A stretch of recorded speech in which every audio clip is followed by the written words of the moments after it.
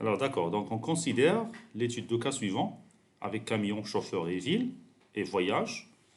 L'objectif est de créer une petite application qui va gérer l'ensemble des voyages d'une entreprise. Donc la première des choses, c'est de créer les interfaces graphiques pour la- pour l'enregistrement d'abord des villes, des chauffeurs et des camions à part. Et après, on va passer à l'interface voyage. Donc ces trois sont très très simples. Pourquoi? Parce qu'ils ne contiennent pas des clés étrangères. Donc, les clés étrangères se trouvent tous ici. Alors pour les vérifier, on peut passer vers la vue MLD. Et donc là, qu'est-ce que vous remarquez? Voyage, et le passage de l'MCD vers l'MLD nous mène à créer une nouvelle table. Alors, juste pour l'information, dans un modèle entité-association, ça s'appelle une entité et ça s'appelle une association. Mais dans le modèle logique de données, il n'y a pas d'association, mais on parle surtout de tables. Tout ça, ce sont des tables. Et donc, toujours, la règle, qu'est-ce qu'il dit toujours? La clé primaire d'une table qui est proche de 0n, elle cherche à immigrer vers l'autre association, bien vers l'autre table adjacente. Donc, c'est-à-dire le matricule, le CN et l'ID de la ville vont tous immigrer vers l'association voyage qui va être transformée en une nouvelle table, comme vous remarquez ici. Donc, on a pris le code SQL. Ensuite, on a mis le code SQL ici, dans phpMyAdmin, pour créer les quatre tables, camion, chauffeur, ville et voyage. Donc, maintenant, qu'est-ce qu'il nous reste? Seulement le côté front-end. Le côté front-end, c'est là, on va travailler maintenant avec HTML, Bootstrap et CSS. Donc, l'objectif d'abord, c'est de créer, d'ajouter des camions. D'accord? Vous vous rappelez très bien la dernière fois, on a créé une interface personne, si je me rappelle, qui permet d'ajouter, supprimer, modifier. Donc vous pouvez utiliser la même chose. D'accord? Toujours la même chose. Mais moi, je vais refaire pour réviser tout simplement. Donc, je vais créer un projet. Donc le projet maintenant, je dois le créer à l'intérieur du dossier local de XAMPP. D'accord? Parce que je ne vais pas maintenant double-cliquer sur la page web pour l'ouvrir. Je dois y accéder à travers l'URL. Donc, euh, là, donc je dois aller vers ici, l'emplacement, voilà, l'emplacement de mon dossier XAMPP et aller vers htdoc. Dans htdoc, je vais créer un nouveau dossier, je vais l'appeler société. Donc, vous pouvez travailler avec moi en parallèle. Donc, après avoir créé le dossier société, maintenant, on va commencer à gérer les composants dont on aura besoin. Donc, chaque composant va être présenté sous forme d'un dossier. Donc, le premier composant, c'est pour on peut dire, c'est pour les, euh, les camions. L'autre dossier, c'est pour les chauffeurs.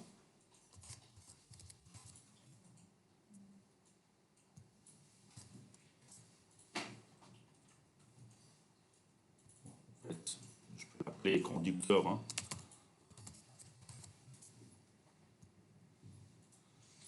Voilà, c'est ça. Le conducteur. Euh, et ville.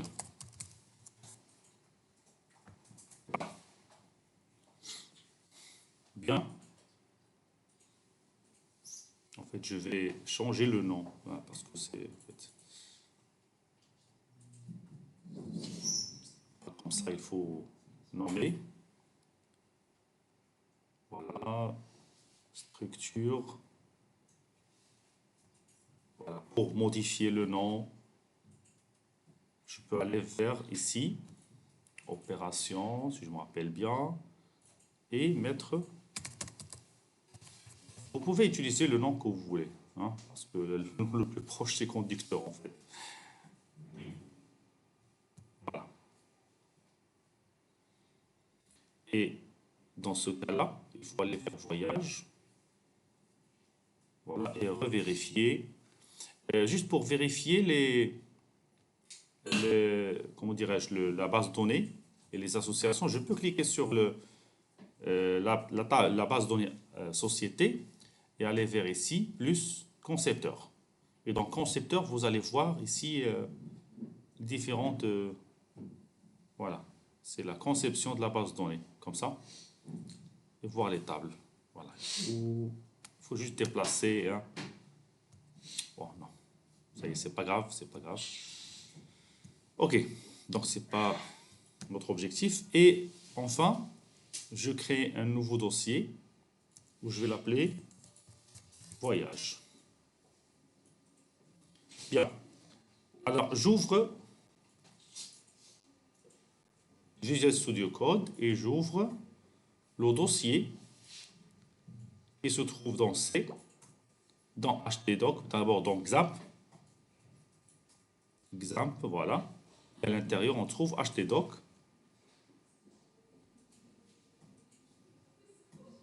Voilà, c'est ça.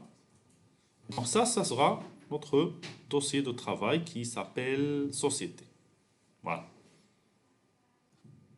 Et donc, je vais maintenant manipuler chaque élément à part.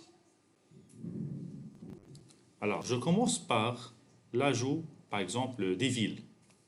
Alors, pour les villes, je dois créer une page HTML d'abord. Je vais l'appeler, par exemple, ville, d'accord, point HTML. Ou bien forme, pour dire que c'est un formulaire, ville. Ça, c'est le formulaire d'ajout, pour ajouter une nouvelle ville. Encore, je dois ajouter quoi? Je dois ajouter donc soit vous mettez les codes PHP à l'intérieur, juste à côté de l'HTML, d'accord? Ou bien, si vous voulez les séparer dans un autre dossier, c'est à vous de choisir. Donc, il y a deux approches. Première approche, c'est de laisser le composant ville avec sous forme de dossier où on met le code HTML, le code CSS et également le code PHP. Le tout ce qui concerne la ville. Ou bien séparer votre structure en deux applications. Une application back-end, une application front-end. C'est-à-dire un dossier qui contient seulement les codes PHP et un autre dossier qui contient seulement les codes CSS, JavaScript et HTML. Donc ça dépend de la conception que vous voulez. Donc moi je vais travailler avec cette approche-là où je vais mettre le tout. Hein, chaque composant contient tout ce qui lui intéresse. Et donc, j'ajoute ville à ville.php. D'accord? Si vous voulez, s'il y a du code JavaScript, quelque chose comme ça, voilà. Alors, on va d'abord aller vers HTML, écrire le code HTML de départ et commencer le formulaire. Donc, je dois aller maintenant vers Bootstrap. Dans Bootstrap,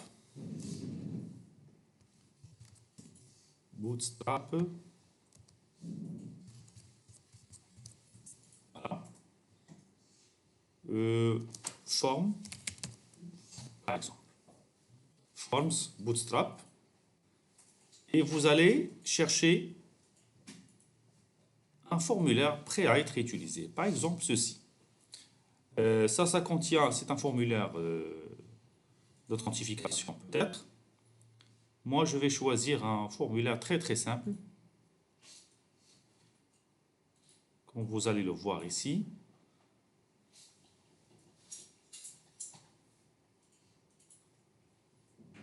qui ne contient pas beaucoup d'éléments.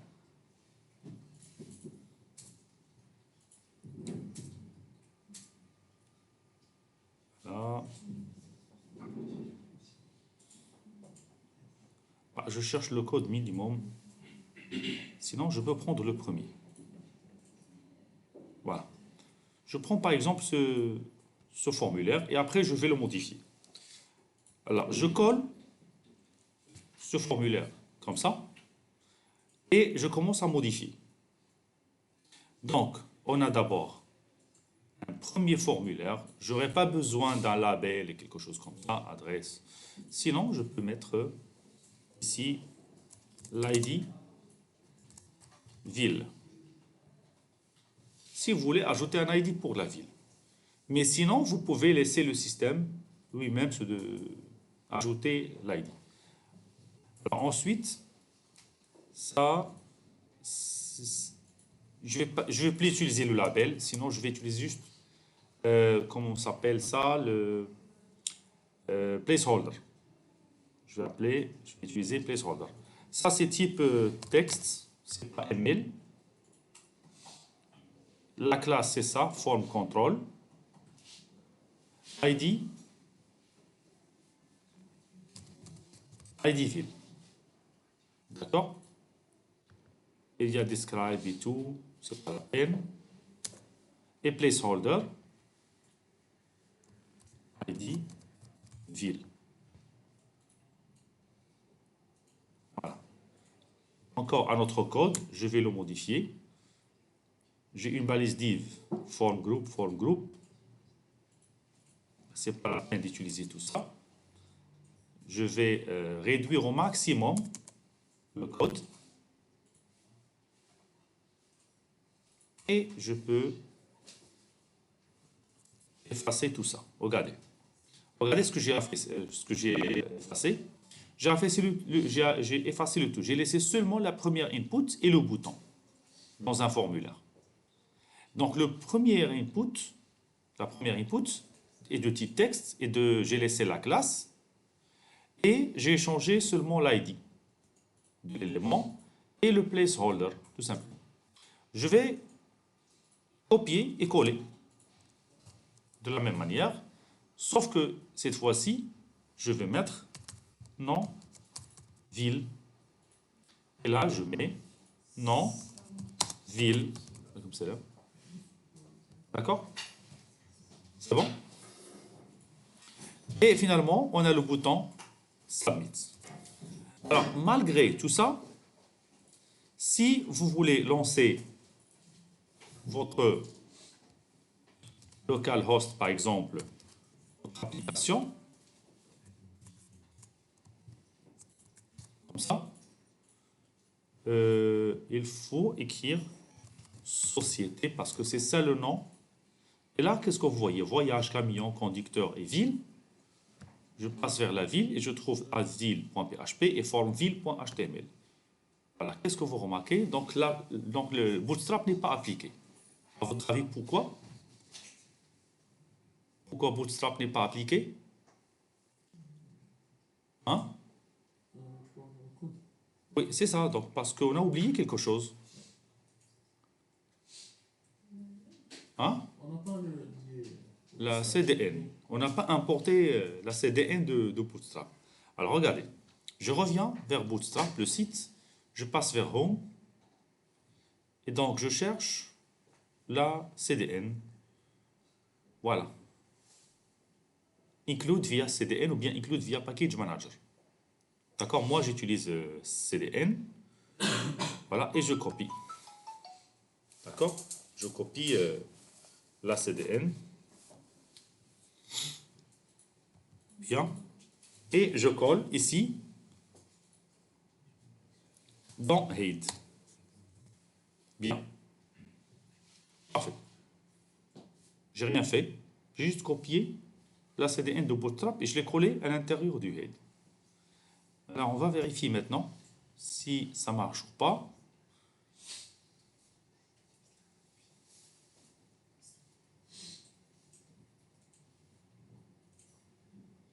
en train de tourner. Et voilà. Maintenant, vous voyez bien que le formulaire a été bien affiché. Mais pas trop bien.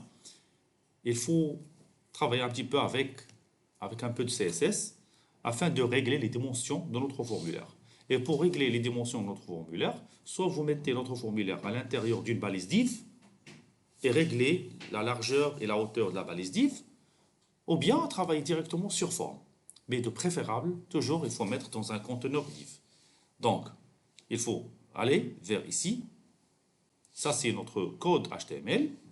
Je mets dans une div. Voilà. Et à la fin, je ferme la balise div. La balise div porte l'ID. On va l'appeler par exemple form add ville. Et j'ajoute, voilà, j'ai copié, et j'ajoute un code CSS, un nouveau fichier CSS à l'intérieur de ville. Alors, le fichier CSS sera ajouté qu'ensuite, je l'enregistre ce format. Ou bien, hein, regardez ce qu'on va faire, c'est cliquer ici, voilà, cliquer là et mettre ville.css. Donc là, je vais mettre $dièse form ville pour dire que je veux récupérer l'élément qui porte l'ID form add ville. Et donc, je définis le width. Je peux définir par exemple 400 pixels. D'accord? Est-ce qu'il y a toujours seulement le pixel? Il y a aussi pourcentage. Si vous voulez qu'il prend 25%, qu'est-ce qu'il y a encore? Ah, view width. View width. La différence entre view width et pixel, c'est quoi? Oui, ça change. Ça dépend de la taille de l'écran. Si vous élargissez l'écran, donc vous élargissez aussi le formulaire. Donc ça se fait généralement dans les responsive web pages. Et donc dans les responsive web pages, il est obligatoire d'utiliser cette ligne-là. Quand vous remarquez, elle est déjà ajoutée par défaut quand je tape point d'exclamation entrée. Donc si vous ne voyez pas ça, ça veut dire, cette ligne-là, ça veut dire que vous ne pouvez pas utiliser votre responsive web page. Donc, je reviens ici. Si vous voulez, par exemple, on va tester. Je vais mettre 10 view 8. Voilà. Juste pour vérifier.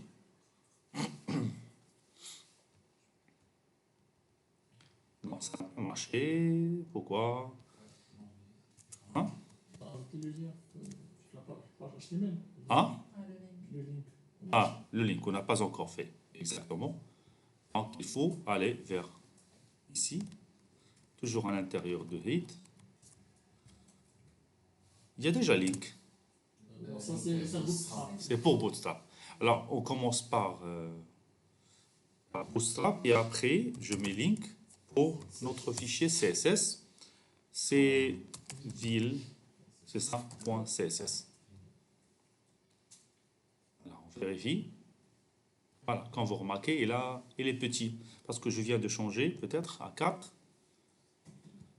Oui, donc je vais mettre 10 ou bien 20. View 8. Voilà, maintenant c'est bon.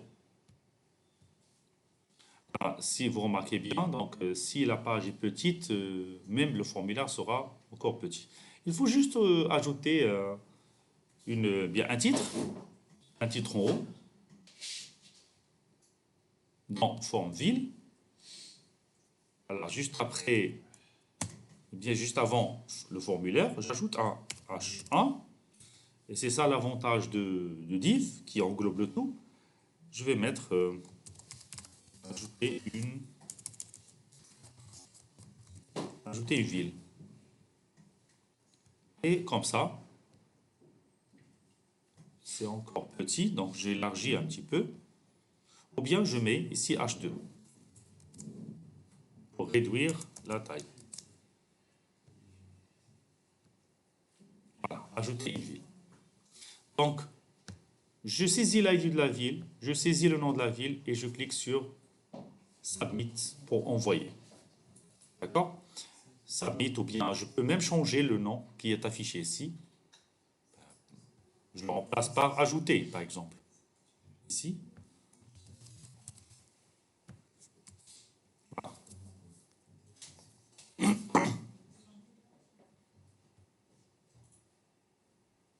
Bien. Alors maintenant, avec PHP, comment je peux ajouter en PHP? Je pense que vous avez déjà fait ça dans le cours PHP, non?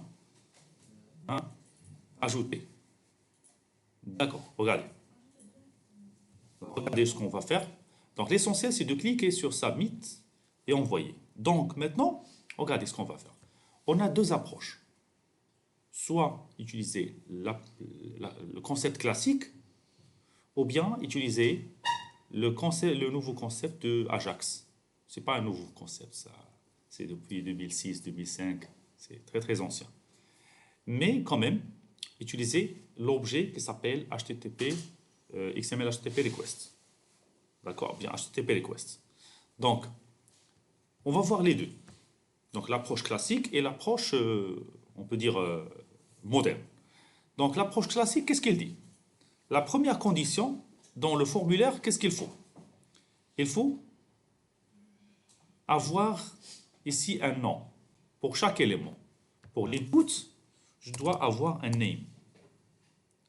Je vais l'appeler ID ville. Vous allez me dire, oui, on a déjà l'ID. Non, ici on parle du name et pas de l'ID. Name, nom, ville. C'est bon? Alors, parfait. Alors maintenant, on va passer à PHP. Alors, je présente parce que je suis en train d'enregistrer. D'abord, je présente et après, je vous laisse. Alors, dans PHP,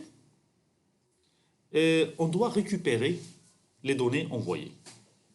D'accord? Alors, les données envoyées sont récupérées de cette manière-là.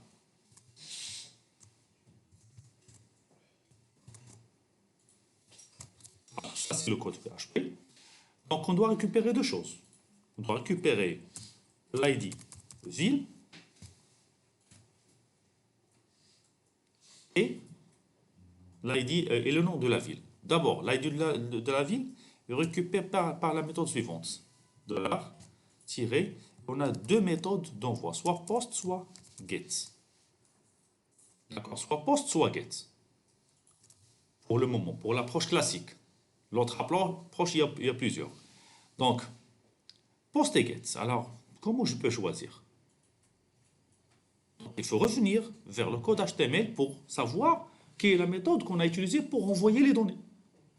Et donc, où est la méthode? Donc, il faut aller vers forme. On n'a pas défini. Voilà. Et on n'a même pas défini quelle est la page qui va recevoir les données envoyées. Et donc là, il y a deux éléments, bien, deux propriétés à définir. La première propriété, c'est la propriété méthode. Donc là, vous avez le choix, généralement, entre get et post. D'accord?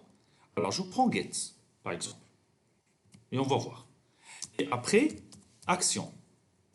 Et dans action, qu'est-ce qu'on doit définir? On doit définir le fichier PHP qui va recevoir les données pour les traiter. Donc, le fichier, chez nous, s'appelle advil.php.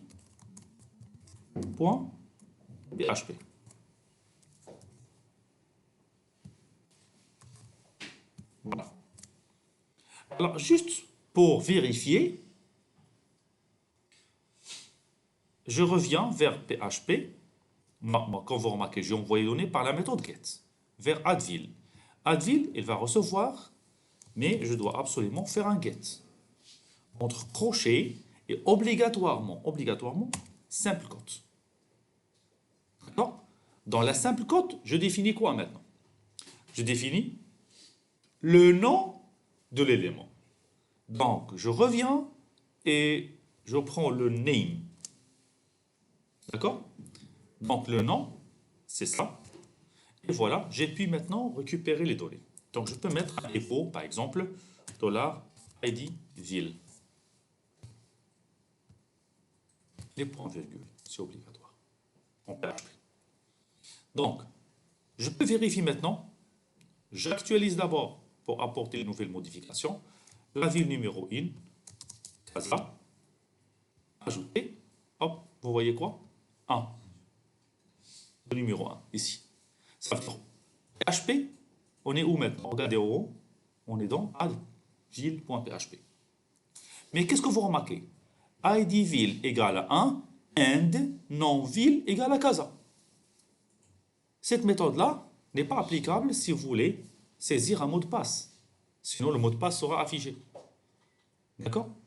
Et donc, vaut mieux d'utiliser la méthode POST. D'accord? Alors, pour les méthodes POST, GET et tout, je pense que vous allez le voir aussi, comme vous allez voir le cours de React ou bien d'Angular, les frameworks avancés. C'est là où on travaille beaucoup avec ces concepts des requêtes, get, post, put, delete, hide, ainsi de suite. Donc je reviens vers ici et je change à la place de get, je mets post, mais à condition de revenir vers ici et de changer aussi et de mettre post. Maintenant je revérifie pour voir la différence. Actualiser pour apporter les modifications. 1, ça, ajouter, hop, vous voyez 1 qui a été bien reçu, mais alors, on ne voit pas les données envoyées. D'accord? Bien.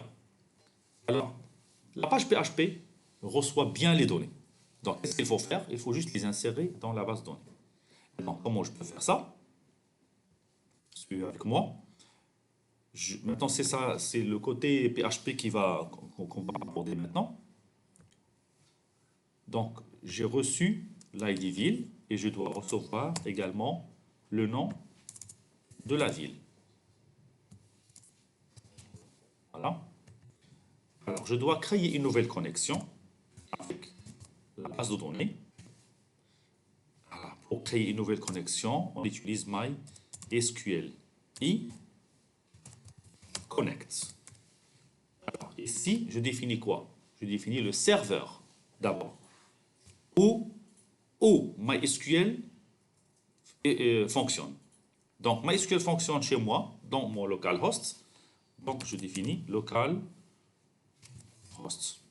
Si MySQL dans une autre machine, on écrit l'adresse IP ou bien l'URL de cette machine.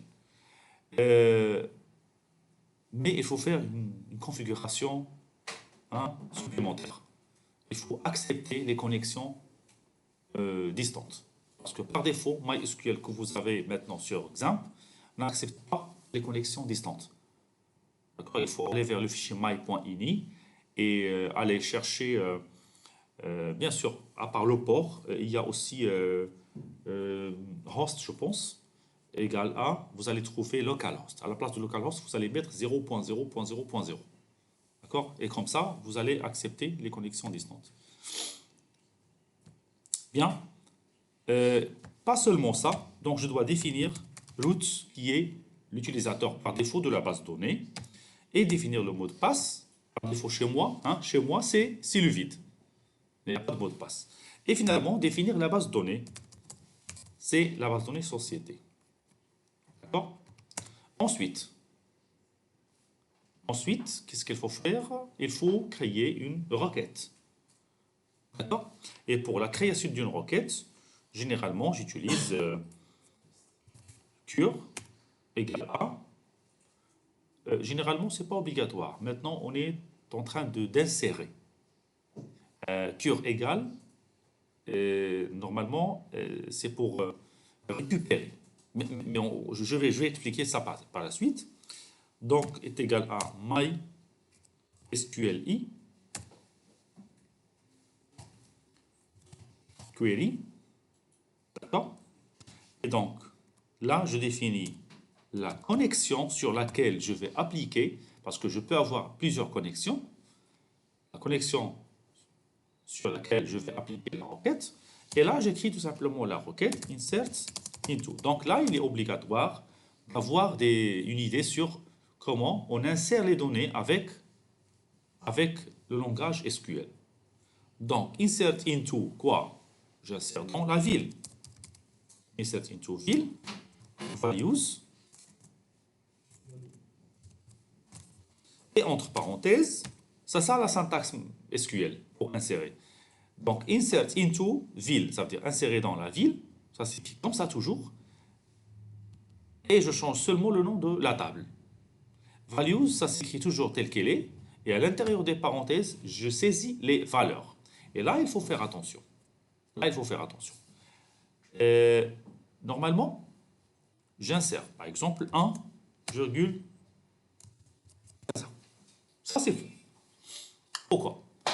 Parce que, généralement, quand le type de données est un numérique, on ne met pas les simples cotes. Mais s'il s'agit d'une chaîne de caractères, comme CASA par exemple, on met obligatoirement des simples cotes. Comme ça. Mais le problème aussi, c'est que si le client a saisi Rabat, dans ce programme, on va insérer CASA, toujours. Et on va toujours... Exactement, exactement. Et donc, comment je peux remplacer les valeurs statiques par des valeurs dynamiques? Tout simplement, regardez ce que je vais faire. Je vais sélectionner, attention, double cote, comme ça, et 2 plus, tout simplement. Ah, pardon, c'est pas 2 plus, c'est 2 points.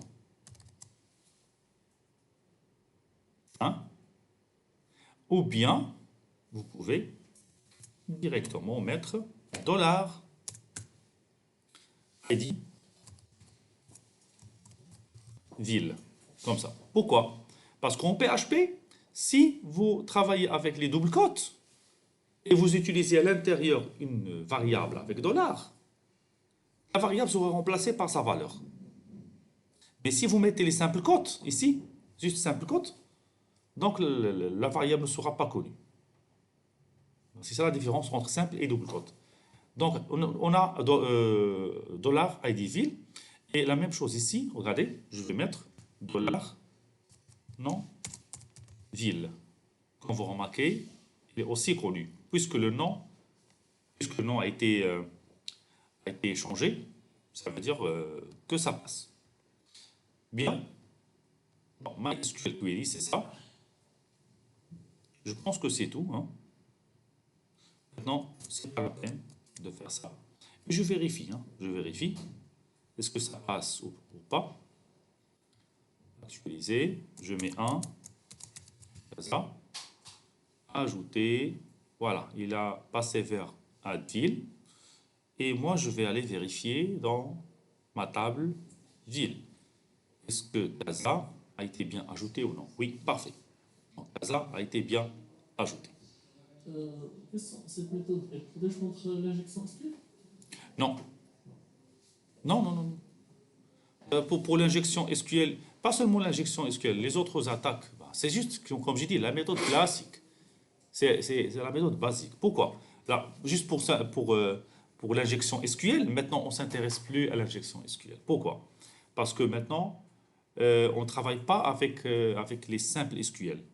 Vous savez, les nouvelles normes du développement, qu'est-ce qu'ils disent? Ils disent de ne jamais écrire du code SQL à l'intérieur d'un code PHP ou bien d'un code... Non. On utilise ce qu'on appelle des ORM. Donc les ORM, ce sont quoi? Ce sont des frameworks qui nous cachent la couche d'accès à la base de données.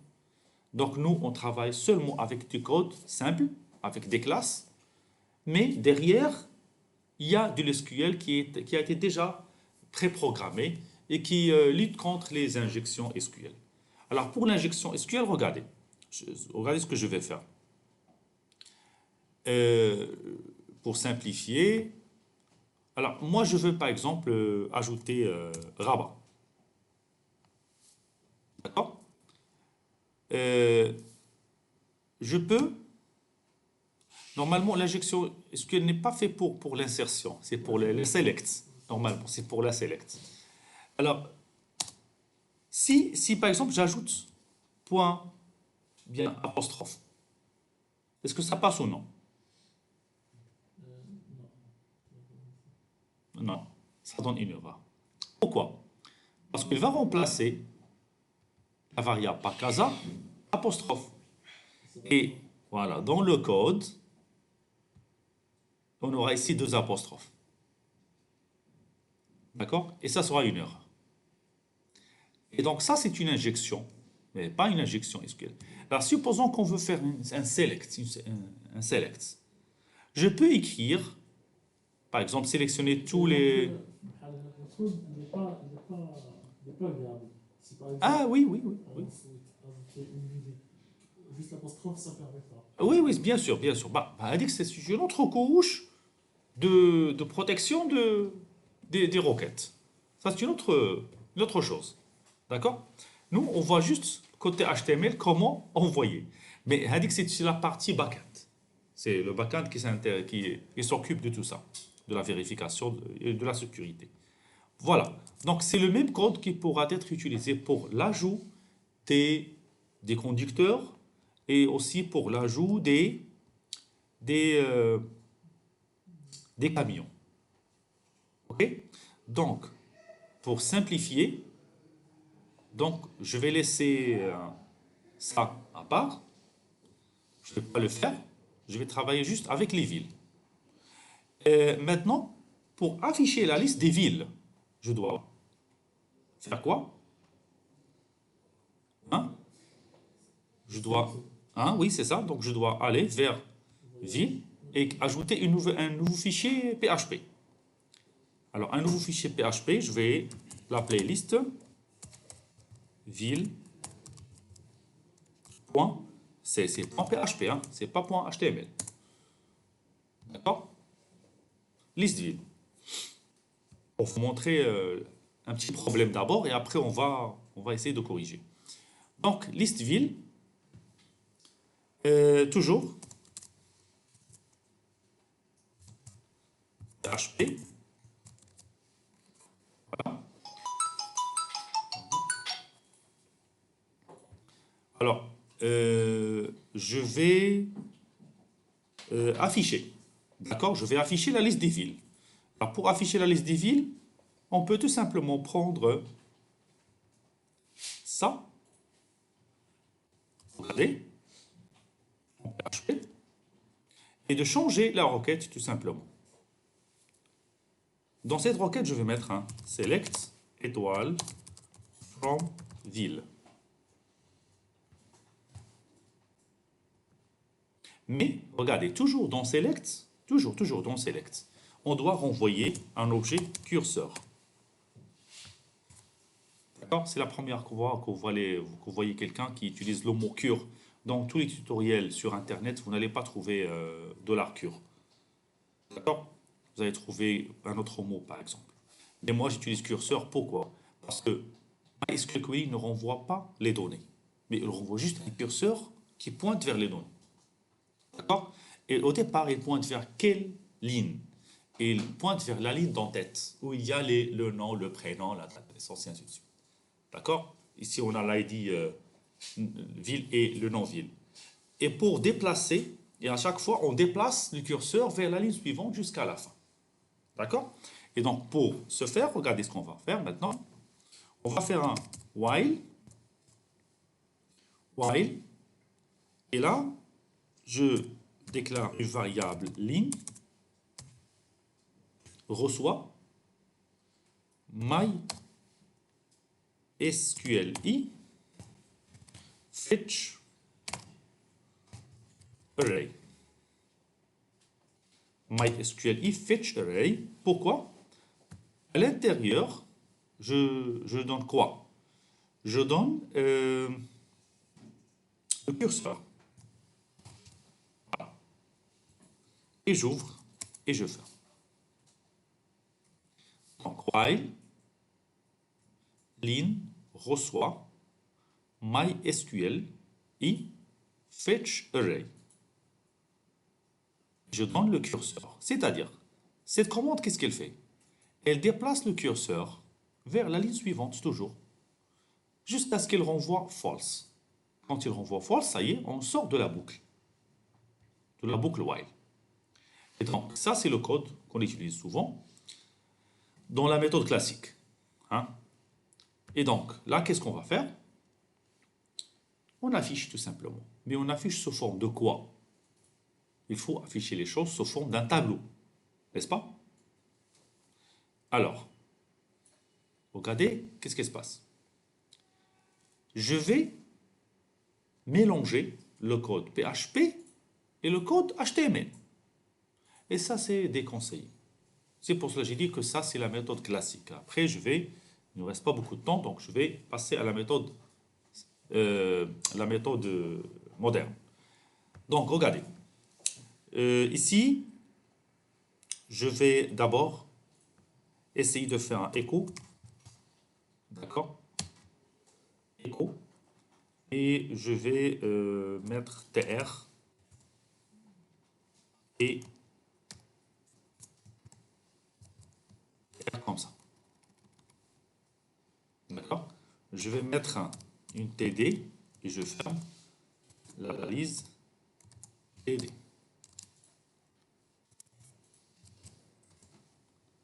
D'accord? À l'intérieur, je vais mettre quoi? Encore ces lignes entre crochets et j'écris quoi? J'ai le nom de CID ville. C'est ça? CID ville.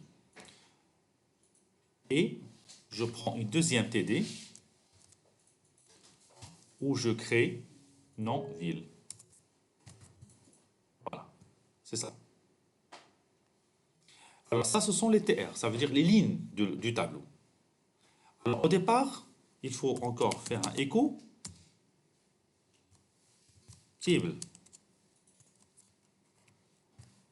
Et à la fin, après la boucle, je ferme le tableau. D'accord? Encore, juste après l'écriture du tableau, vous avez remarqué que c'est dur un petit peu. Hein? Je vais faire comme ça. Encore une nouvelle TR, écho TR comme celle-là. Mais cette fois-ci, j'utilise les TH. Donc TR, je ferme TR. À l'intérieur, je mets TH.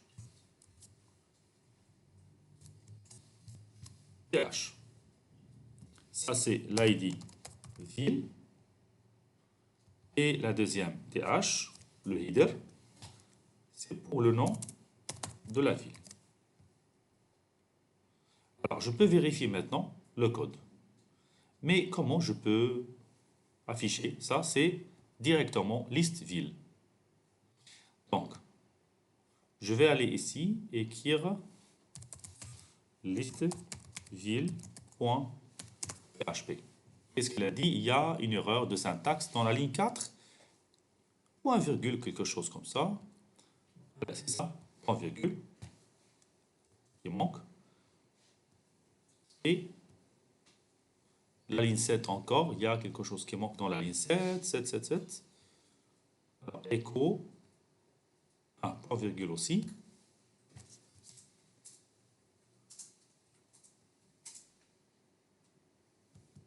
Toujours, qu'est-ce qu'il a dit?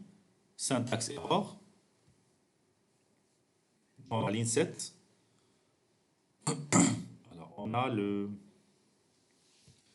fetch array. Sinon, puisque donc je peux faire comme ça en PHP